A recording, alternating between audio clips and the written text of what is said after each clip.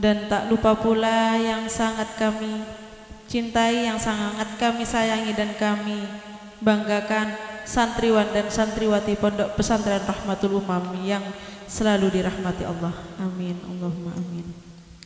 Alhamdulillah, pada malam hari ini kita bisa melaksanakan rutinitas kita di setiap malam Jumat, yaitu apa? Membaca Maulid Simtud Duror, yang tentunya acara kegiatan pada malam hari ini apakah tidak memiliki tujuan? Apakah hanya sekedar duduk solawatan, bernyanyi, gendangan? Boten. Tentunya kita semua di sini berkumpul, duduk memuji Rasulullah dengan segala pujian, dengan segala pujaan, dengan segala kalimat cinta, dengan harapan apa? Dengan harapan cinta kita sampai kepada pemiliknya, dan kelak di akhir hidup kita, kelak di akhirat kita mendapatkan syafaatnya baginda Nabi Agung Muhammad Sallallahu Alaihi Wasallam. Karena satu-satunya manusia, satu-satunya hamba Allah yang diberi jatah oleh Allah bisa memberi syafaat adalah Rasulullah. Nah, ayo, jadi supaya kita dalam duduk di sini kita bersolawat, tidak hanya sekedar duduk bernyanyi. Kalau yang ikut membaca bernyanyi masih mending. Ada yang duduk sambil tidur, sambil mengerjakan sesuatu lainnya. Apakah nggak sia-sia? Apa nggak sia-sia? Sudah menahan ngantuk tapi tidak dapat apa-apa. Nah, ayo, ketika kita bisa berkumpul, diberikan kesehatan oleh Allah, kita masih diberikan kemampuan oleh Allah, sehat jasmani rohani, kita bisa mendendangkan, bersenandung, mengungkapkan rasa cinta kita kepada Rasulullah. Ayo kita sungguh-sungguh. Kita sungguh-sungguh. Jangan sampai apa? Kita hanya mengutarakan cinta, tapi saat yang kita cintai hadir, kita malah terlena dengan lainnya. Saat kita membaca sholawat, Rasulullah pasti hadir. Lah kok di saat Rasulullah hadir, kita malah asik lainnya. Apakah nggak sia-sia? Kasarane ilham wis nunggu suwe-suwe, basan sing ditunggu teko ilham malah sudah karo liyane. Sia-sia enggak, Ham? Sia-sia. Nah, ayo, yang kita ucapkan setiap hari, kita cinta Rasulullah, kita mengharap syafaatnya, jangan sampai kita sia-siakan. Saat kita mengundang kehadiran beliau, malah kita mengabaikan. Sama halnya saat kita meminta kepada Allah. Saat kita meminta kepada Allah, jangan pernah capek. Alah, aku wis donga awan wengi, tapi kok ora dikabul. Percuma, mending aku orang jaluk. Jangan. Teruslah minta, teruslah berdoa. Kita berdoa seperti halnya kita mengetuk pintunya Allah. Jangan sampai ketika Allah membuka pintunya kita malah pergi. Itu yang sering kita lupakan. Kadang kita menganggap doa kita sudah tidak akan dikabulkan, sehingga kita berhenti meminta. Kok di saat Allah ingin memberi, kita sudah tidak mengharapkan, maka jadi nggak Allah memberi? Tidak. Maka kita berdoa seperti kita mengetuk pintunya Allah, seperti kita bertamu kepada Allah. Jangan sampai ketika Allah membuka pintu, kita malah pergi. Akhirnya bertemu atau tidak? Tidak. Apalagi keinginan kita tersampaikan, ketemu saja tidak. Seperti kita bertamu, kok kita tidak sabar. Mungkin yang di dalam sedang apa, kita nggak sabar nunggu maunya, sekali ngetuk langsung dibuka. Kita langsung balik pulang. Padahal saat kita balik badan, yang punya rumah membuka pintu. Akhirnya tidak bertemu. Nah, ayo kita jangan pernah sia-siakan waktu kita. Kalau kita tresno, kita cinta, ya sungguh-sungguh. Cinta tidak hanya sekedar cinta, tapi yang namanya cinta, kita rela melakukan apa yang dilakukan orang yang kita cintai. Kita cinta sama Rasulullah, tapi sekedar cinta. Cinta Rasulullah tidak saling menyakiti, tapi kita kok malah saling menyakiti. Cinta atau tidak? Rasulullah sangat menghargai, bahkan kepada musuhnya pun beliau menghargai. Kok kita dengan sesama, dengan saudara saling menyakiti? Apakah itu yang dinamakan cinta? Kalau namanya cinta, apapun suka nggak suka pasti dilakukan. Barok cinta sama Sekar misalkan. Barok alergi bakso, Sekar suka bakso, Barok dipaksa-paksa ke mangan bakso. Ora popo aku mulih mangan bakso gatel-gatel. Iya apa enggak? Sing penting aku nuruti apa yang dia suka. Loh kok ke Rasulullah malah enggak? Iya apa enggak? Ingat apa tadi? Kalau namanya cinta, kita harus berusaha melakukan apa yang orang kita cintai lakukan. Dengar roh? Nah, jadi cintanya tidak hanya di mulut. Loh kok Barok cinta ke ceweknya apapun dilakukan, ke Rasulullah yang jelas-jelas kelak dimintai syafaatnya kok tidak diikuti. Ayo, siapa yang kita cinta itu kita ikuti. Kalau katanya cinta Rasulullah, maka apa yang menjadi teladan Rasulullah kita teladani. Sifat-sifat baiknya, kebiasaannya kita ikuti. Jangan sampai katanya cinta tapi kita malah menjauh. Sepele saja seperti sholawatan seperti ini. Ada yang malah nulis-nulis, ada yang anggu-anggu. Kalau cinta sengantuk apapun akan ditahan. Ya enggak, Rok? Ya toh Rok? Nunggu di halte, mbok 2 hari 2 malam ditunggu. Kalau sudah cinta.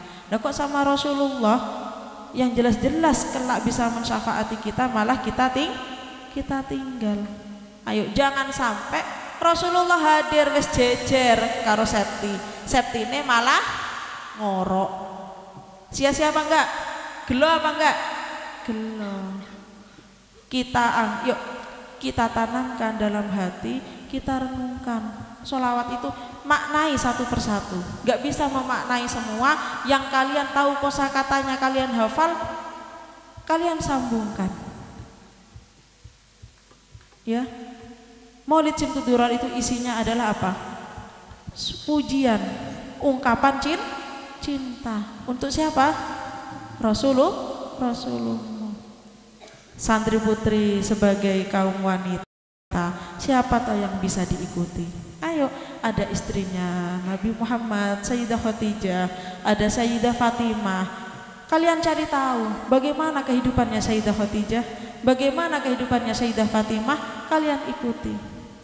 Sayyidah Khadijah, Sayyidah Fatimah, kenapa dinamakan Fatimah? Nama Fatimah itu adalah sebagai stempel keselamatan. Bagaimana Sayyidah Fatimah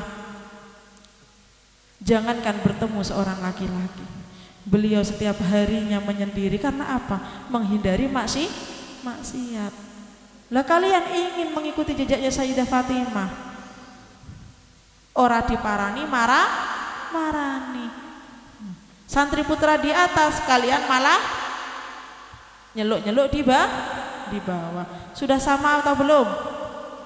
Sangat jauh. Tahu wasiatnya Sayyidah Fatimah di sebelum akhir hayatnya kepada Sayyidina Ali apa? Ya Sayyidina Ali, ketika saya wafat, jangan sampai ada satupun orang yang tahu saat menguburkanku. Jangan sampai engkau menguburkanku ada satu orang pun yang tahu lekuk tubuhku. Karena kalau dibungkus kain kafan, lekukan tubuhnya kelihatan? Tidak. Makanya Sayyidah Fatimah dimakamkan di malam hari. Bahkan di atas jasadnya diberi kain untuk menutupi. Itu saking menjaganya Sayyidah Fatimah. Bahkan sampai aku meninggal, jangan sampai ada yang tahu proses penguburanku. Sampai Sayyidina Ali akhirnya menguburkan Sayyidah Fatimah di malam hari. Itu beliau saking menjaganya. Ayo kita sama-sama kita jaga tingkah laku kita bagaimana, aurat kita bagaimana, sama-sama kita jaga. Kenapa Robiah Adawiyah disebut wali sampai mendapatkan gelar wali perempuan? Bahkan sampai akhir hayatnya beliau tidak menikah, karena yang ada di dalam pikirannya hanyalah keselamatan akhirat. Setiap ada lelaki yang ingin melamar Robiah Adawiyah, beliau selalu mengajukan 4 syarat. Apa syaratnya?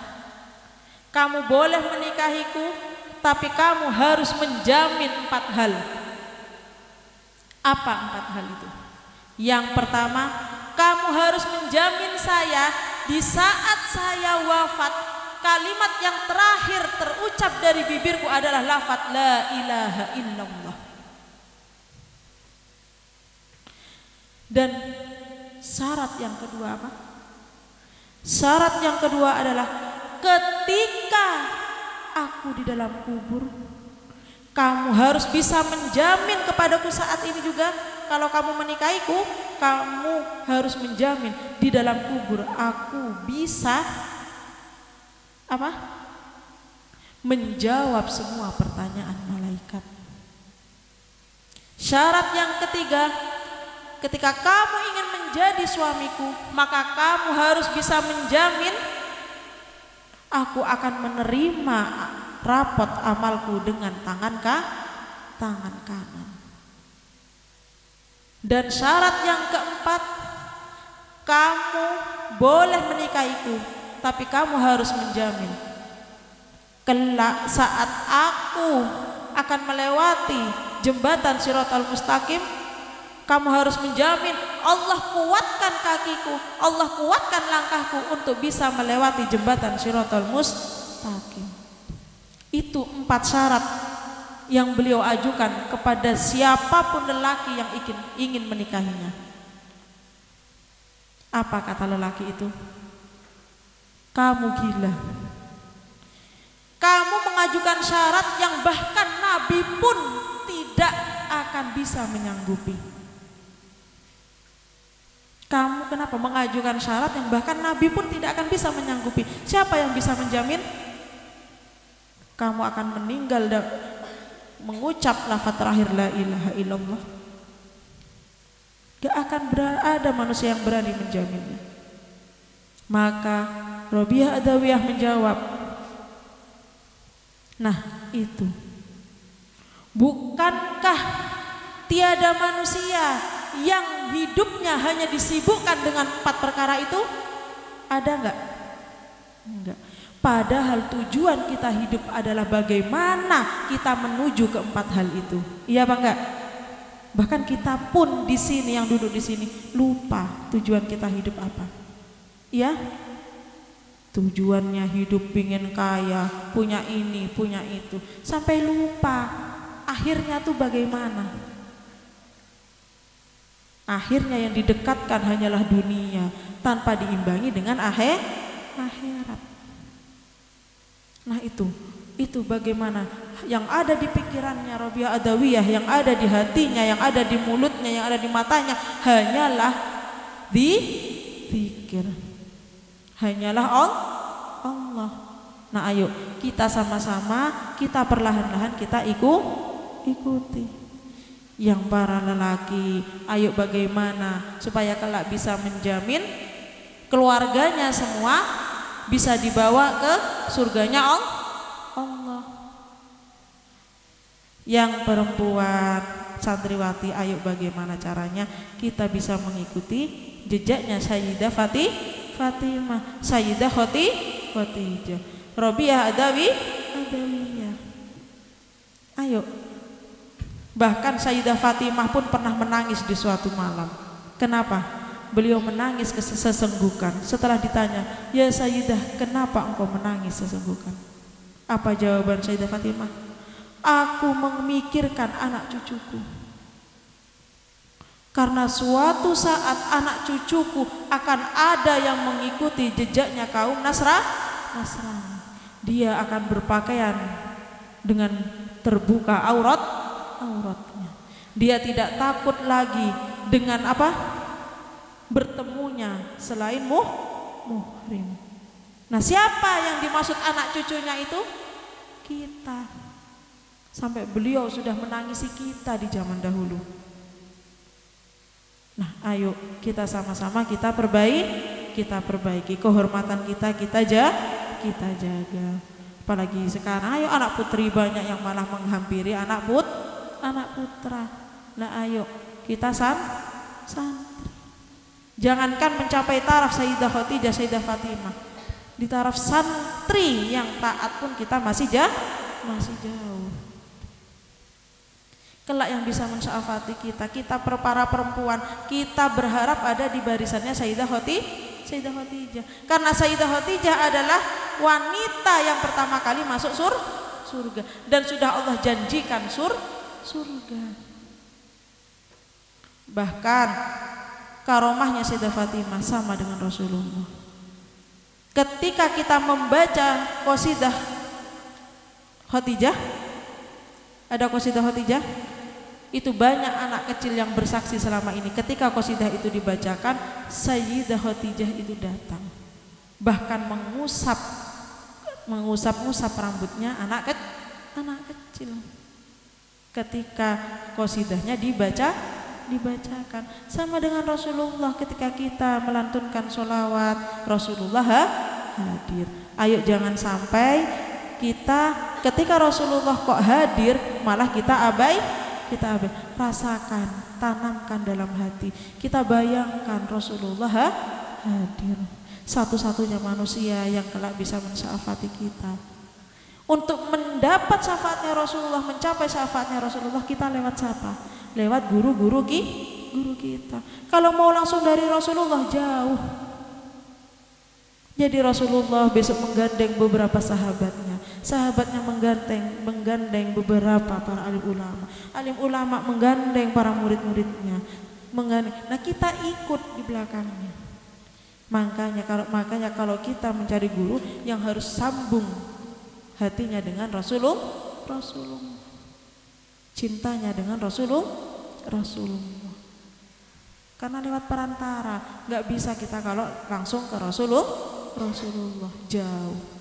Ayo sama-sama kita tanamkan.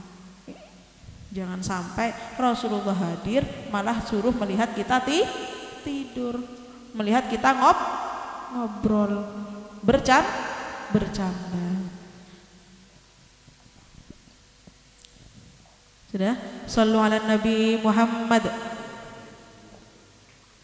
Sekian dari saya, kurang lebihnya mohon maaf. Wassalamualaikum warahmatullahi wabarakatuh.